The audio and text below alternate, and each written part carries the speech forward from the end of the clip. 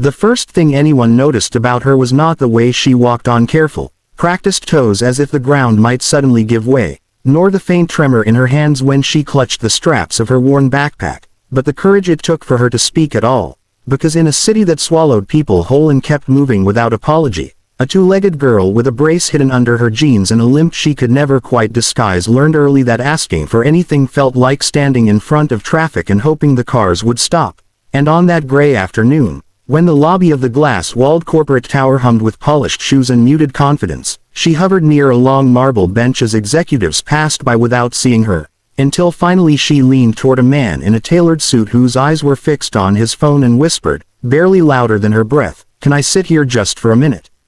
And the words felt heavier than the bag on her shoulders, heavier than the years of being told to keep out of the way, because she did not know that the man she was speaking to was the CEO of the building itself, a man whose signature decided futures and whose name was printed in bold letters on doors she had never dared to open. And he almost brushed past her, almost let the moment dissolve like so many others, until something in her voice, a thin thread of hope stretched to its limit, made him look up, really look. And in that instant he saw not an interruption but a human being trying to stay upright in a world that rarely slowed down. So he nodded and said yes, and as she lowered herself onto the bench with visible relief, he surprised her by sitting down too, setting his phone aside as if time itself could wait. And that simple act unsettled him more than any boardroom confrontation ever had, because he realized how rarely he sat without purpose, without agenda, without the armor of importance. And the girl sat quietly, eyes fixed on the polished floor, as if afraid that taking up space for even a minute might be a mistake.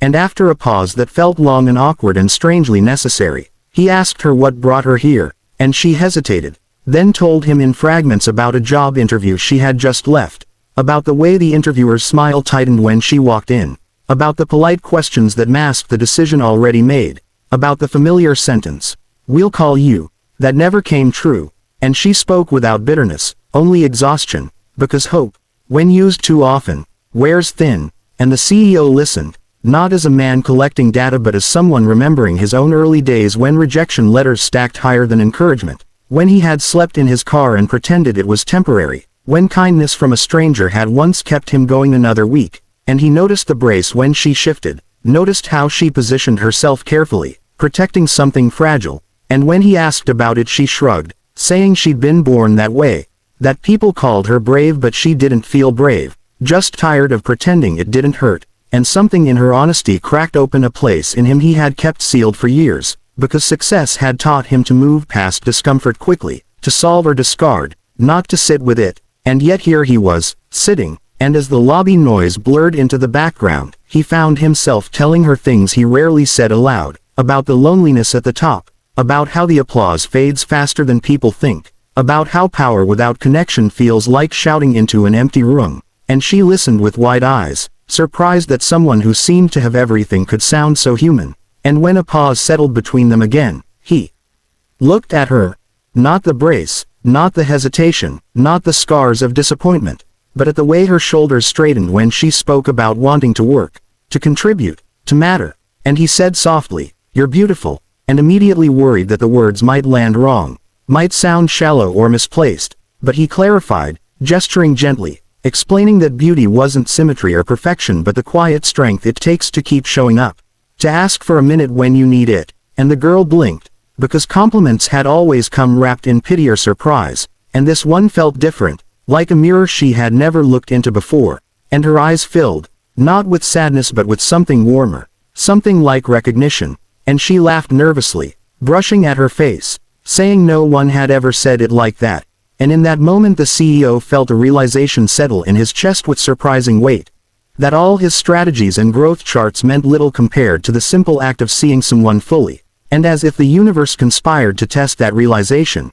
his assistant approached, whispering about an urgent meeting, about people waiting, and he waved it off, shocking everyone within earshot, because for the first time in a long while, there was nothing more important than the person in front of him. And he asked the girl what she studied, what she loved, and when she spoke about design, about how she could see systems and spaces differently because she had to navigate them differently, his mind sparked not with charity but with possibility. And he told her that his company was building something new, something that needed exactly that kind of perspective, and she stiffened, assuming he was being kind, offering empty encouragement, until he stood and offered his hand. Not to pull her up but to walk with her. And said, "Come upstairs," and fear and hope collided inside her as she followed him past security gates that had always felt like walls, and as they rode the elevator, glass walls revealing the city stretching endlessly, he told her that if she was willing, he wanted her to meet a team, not for a favor but for a conversation,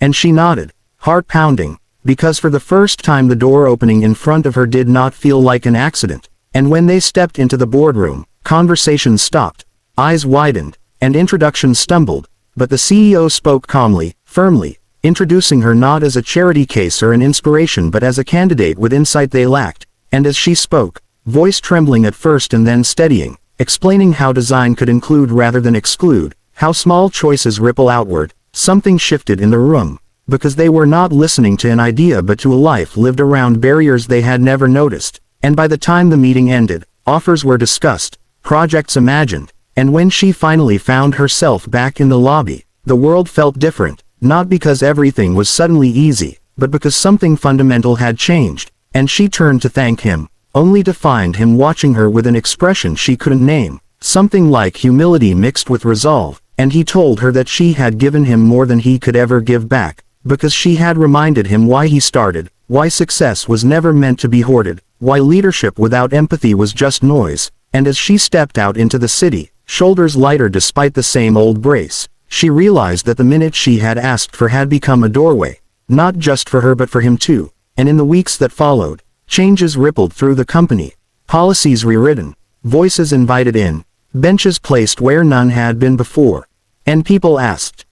what sparked it, expecting a strategy or a scandal, but the CEO would simply say that sometimes the most important meetings begin with a whisper, and the girl, now walking through those glass doors each morning with purpose in her stride, carried with her the quiet certainty that kindness, when it is real, does not just pause the world for a minute, it teaches it how to move forward together, and that in a place built on speed and status, the most powerful thing she had ever done was ask to sit, and the most powerful thing he had ever done was listen.